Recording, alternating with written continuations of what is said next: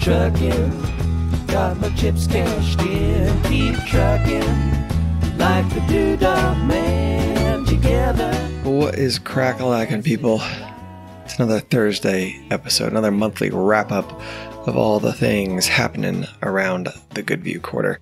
It's the 11th installment of this show, which means you can find the show notes for that at homesteadsandhomeschools.com/GVQ11. Now, the show notes won't have much, maybe some pictures. Some of those pictures you'll probably want to see. Some you might not want to see because it might get a little grody there. But anyway, I'll put them up there all the same. For starters, let's get started with homeschooling. We started homeschooling our two oldest. We got started on that a couple weeks ago, and it's been rolling through. And we it's always slow to get going. But we are hitting a routine, and the kids are enjoying it, and that's good. So we have two that we're homeschooling, and the oldest one is just kind of breezing through.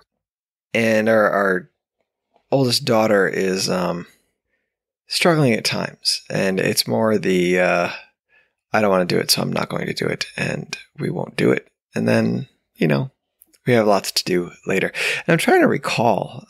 I think my son was sort of like that when he was coming through, sort of dragging his feet, sort of fighting a little bit, and then realizing that maybe this isn't such a bad thing. Maybe I should, give it a go, put a little effort into it, and it's good. We're enjoying it. We're enjoying it. Our two youngest are going to be going to preschool and first grade over at the local elementary school. Not sure when that will start yet. I believe it's supposed to be the first week of September, which down here is something strange. They usually start school mid to early August. Growing up in New York, it was always after Labor Day, and so I think we're going to be adopting some of that schedule down here in Georgia, at least for this year. And it is what it is. Whatever. I don't think it makes one bit of difference. When you start going back to school, it's still your 180 days, whatever. So we like to get started earlier in July, go kind of through the summer, like I had mentioned, because it is it's hot. It's hot down here, and you're really not outside doing too much when it's 95, 100 degrees, and it's super duper humid. You'd rather be inside in the AC and doing school. So that way, when it's nice in the late fall, early winter, and it's cool, we can go do those things. We can kind of, take some of our break and do those things. And we're still learning and plug all that into school as opposed to one big elongated break. Yeah, I think that's about it for the homeschooling stuff. Not a whole lot going on. I'll try to get into more of that, I guess, next month. Really what's been going on outside is more the big stuff. It just seems like there's always projects to do because there are. My wife's coworker gave her one of those inflatable blow-up pool things, and it's not big. It's not big. It's like 8 feet across. It's like 2 feet deep. But it's things like that give me heart palpitations. I don't know what it is. We plug the pump in, and it's not working. So it's one more thing. Like I got to deal with that. I got to figure that out. I got to fix it. It's constantly needing more water because, of course, as kids would do, they splash it out, and it goes down. And it takes, I was doing the calculations, and it's over 700 gallons of water goes into this thing. And, if I actually sat down and thought about how much water we go through, for the horses, for the goats, for all the animals, you'd get to that number pretty quickly. But I really, really just don't like it. All the work that you're putting on the pump, I got to remember because I don't like to just run the pump for 700 gallons straight. That's no good. So I like to turn it off and on. And it's I don't know why. I don't know why pools bother me. I don't like them. But the kids are loving it, and that is what matters at the end of the day, I guess, right? I've run most of the electric fence. Some places I have not got it there yet. It did there was a little bit of a learning curve. At this point, I've got it down pretty easily. The biggest issue I've had is the gates. We have, 12, 14, 10 foot bent aluminum gates. Typical gate that you would think of. It's 4 feet tall and it swings out on hinges, and it sits flush with the fence. It runs in line the rest of the fence, the gate does. So when you open it, it swings open and you walk through. Now, what are you supposed to do with the electric when that happens? Right? Because usually you run it above the fence, right? So now I have my electric gate, which is just a piece of wire with a handle, and you connect it to a loop on the other side of the gate entrance. But that runs, 6 inches above the gate, the aluminum gate, and it's running parallel. They're right in the same plane. So when you go to take the electric gate down, it tends to touch the big aluminum gate, which is not necessarily a problem, but it does. It's a little clunky. I don't like it. We have one gate that floats, and I managed to zap myself the first time because I was not quite paying attention, and the wire electrified the gate, and I got a zap. So what I ended up doing is putting a T-post, because most of our gates are in corners. So I put a T-post, right, because your fence has got a 90-degree corner, and so I'll put a T-post, 12, 14, 15 feet away from the corner post at a diagonal. So I basically kind of make like a square between the gate and the corner post and the new post that I drove. And that way I can run the electric fence to the T-post that's sort of floating in the pasture now, and back to the other leg of the fence. That way the gate, I can open my gate and shut my gate, and I don't have to worry about the electric, and then I can take the electric down. And that also helps keep the animals sort of off the gate and gives me a little bit of space in the pasture without having to fight animals, which is kind of nice. I'm sure there's a better way of doing it.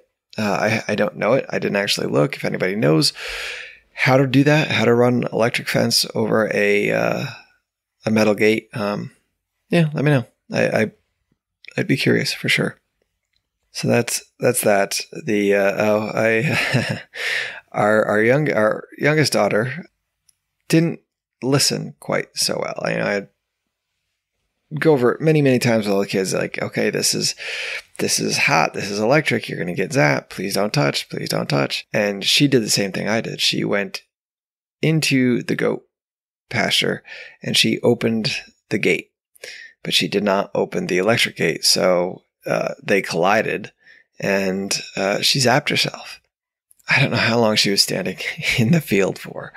It was probably a couple minutes, because I heard her screaming, but not quite processing because it was so faint. And then I went and looked, and she's just standing still, afraid to move, just terrified that she's going to get zapped again. And we fixed it all up, and she's fine. And but it can be scary, and she's learned. It taught her that you kind of stay away from the fence when it's on. What else? We got some more baby chicks coming. Mama hens sitting, so that's always fun. I tend to have lower survival rates when we just leave them outside, but I don't know, I feel like they're stronger. They're more acclimated to thriving on their own, and that'll be good. And hopefully, I think we're going to try to split our flock up into 2 separate flocks and put one in the chicken coop and one in a pasture, and let them kind of free range out there and do their thing, help keep the ticks and stuff down, because we've been having a problem with ticks getting on animals out in the fields. So we'll see how that does. Hopefully that will be successful. We have turkeys. I know I told you guys we have the blue slate turkeys. This is the second time doing turkeys, I think, maybe the third time.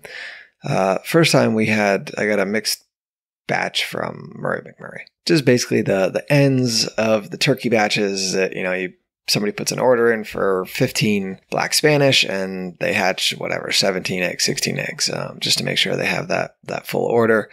And, there's a couple left over. And so they box them up and sell them at a discount, so you can get 15 turkeys. There's no telling what they'll be, but they give you a variety pack. So we did that. They did fairly well. We had a couple weirdo turkeys. I'm not sure what was wrong with them. Some sort of real feather issue. I contacted the cooperative extension down here, and they had no clue either. So I don't know. But this year we got the blue slate. Yeah, it's some of the research I've done on them says that because they are a heritage breed and they haven't been worked with a lot, so their temperaments can vary greatly, and their weights can vary pretty significantly. So we have 11 turkeys right now, and I think we have 2 hens. There's one that doesn't quite look like a tom, but doesn't quite look like a hen either. A little too much red in the face for being a hen, but I haven't felt a beard, so might be a hen. But that would, best case, we have two hens and 9 toms. So keeping a laying flock out of that will be interesting. We'll see if we can do it. But what I've noticed is that, we have, of all of our toms, there's a huge discrepancy between, some of the smaller ones and some of the larger ones. It's really quite noticeable in terms of weight. In terms of temperament, I've not noticed that too much, but definitely in terms of weight. So we will see if we do keep a flock out of it. Definitely going to have to sort of be picky about who gets kept as Papa Tom there. So we'll see how that goes. Another thing with the turkeys, in all my life, I had never heard of something called fowl pox. Fowl pox is some sort of avian disease that's transmitted by mosquitoes. And there's different type of pox. They affect different types of birds. There's pigeon, there's fowl pox, which is your chickens, your turkeys, stuff like that. But we had a turkey that, at first I thought they were part of the wattles on the neck. And then my son, upon closer inspection, said, no, those aren't wattles. This is fowl pox. I was like, what's fowl pox? I have no idea what that is. And, he likes to do his little vet thing. So he kind of figured it out. And it's pretty gross, and it's spreading, and there's not much you can really do about it, unfortunately. It kind of runs its course, and you hope that it doesn't get into the airways of the bird, because that can kill it. But we'll see. Hopefully, I don't know, just all sorts of things. It seems like everything, everything. There's always something there. And almost 40 years old, and I've never seen fowl pox before. So, but yeah, that's it. No. And so then we have our turkeys in with the goats, and bought one of those electro fence setups because, why not? The turkeys were bothering the goats were bothering the turkeys. I kind of wanted to get one of those fences to kind of keep the goats in anyway, so we can maybe have them help mow the backyard when I'm feeling lazy. And setup was fairly easy. But man, if that thing doesn't touch the ground, I do not know how to get it to not ground out. You're supposed to keep the green rope off the ground. Well, the green rope is only 2 inches off the ground. And even after I went over it with a mower and got that like golf level green short, it just wants to sag. I don't know. I'm not sure how to get it not to sag, and I've run it tight, but it seems that it just sags. So if anybody has any recommendations on that, on how to really tighten it without breaking posts off, that would be appreciated.